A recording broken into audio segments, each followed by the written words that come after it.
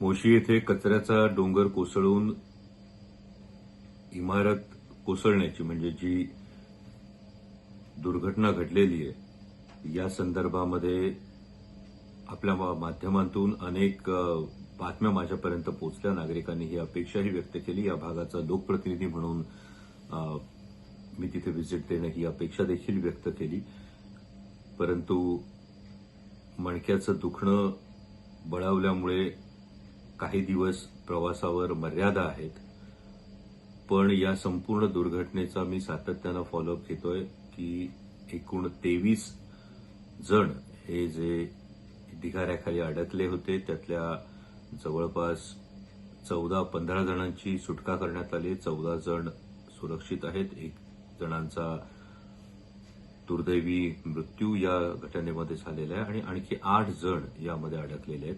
यामध्ये खरं तर कॅन्टिलिव्हर टाईपने ही इमारत कोसळलेली असल्यामुळे हे 8 जण तळमजल्याकडे जिकडे पॅन्ट्री होती त्या ठिकाणी अडकल्याची शक्यता आहे. एनडीआरएफने इमारतीच्या आजूबाजूचा कचरा दूर केलेला आहे. इमारतीच्या मागच्या बाजूने कट करून आत शिरण्याचा त्यांचा प्रयत्न आहे. कालही स्निफर डॉग असतील, लाईव्ह डिटेक्टर मशीन असतील हे करण्याचा प्रयत्न होता. बचाव कार्यामध्ये नक्कीच अडचण आहे कारण या कचऱ्याच्या ढिगामुळे मिथेन वायूचं प्रमाण हे जास्त आहे. ऑक्सिजनची कमतरता आहे आणि रेस्क्यू टीमसाठी सुद्धा ही अतिशय धोकादायक परिस्थिती आहे.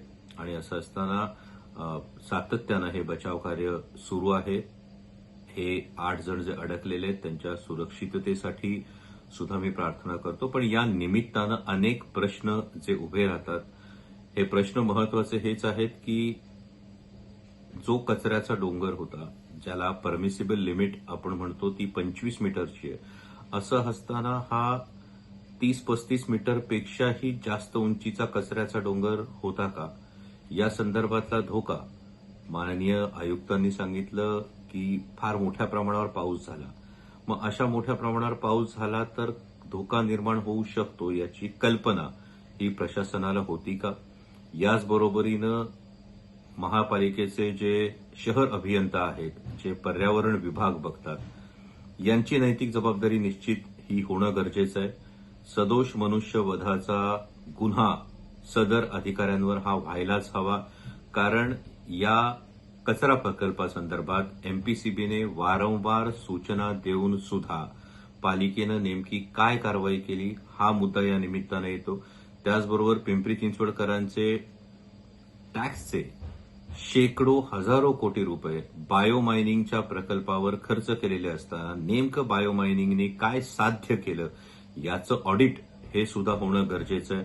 कारण ही दुर्घटना घडल्यानंतर हे अनेक प्रश्न ऐरणीवर आलेले आहेत. पण मोशी परिसरातल्या नागरिकांना सातत्यानं हा त्रास सहन करावा लागतोय. मोशी परिसरामधल्या हवेमध्ये वाढत असणारं मिथेन या विषारी वायूचं प्रमाण आणि त्यामुळे त्यांच्या आरोग्याशी होणारा खेळ हा सुद्धा मुद्दा यामुळे ऐरणीवर आलेला आहे.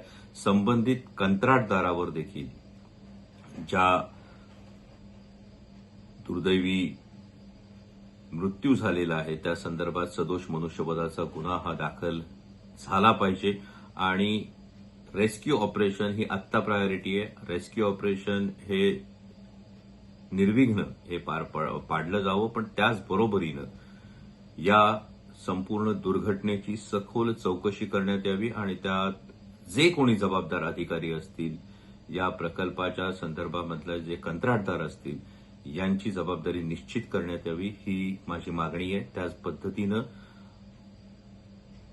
या 8 जण जे अजूनही ढिगाऱ्याखाली अडकलेले आहेत त्यांच्या सुखरूपतेसाठी मी प्रार्थना करतो. धन्यवाद.